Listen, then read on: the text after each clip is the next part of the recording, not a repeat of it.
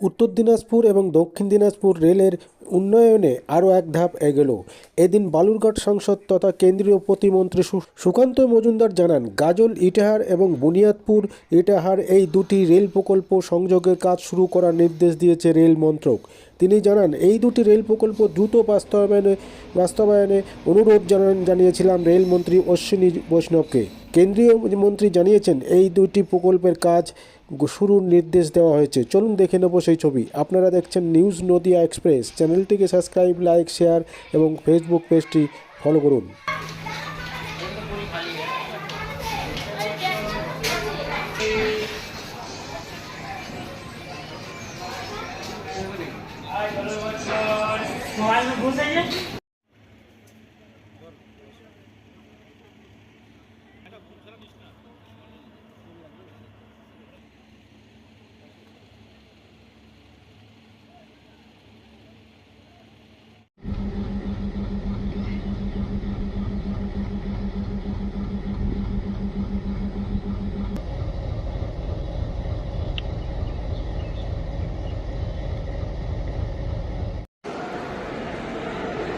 দক্ষিণ দিনাজপুর এবং উত্তর দিনাজপুর জেলার দুই জেলার জন্য অত্যন্ত সুখবর।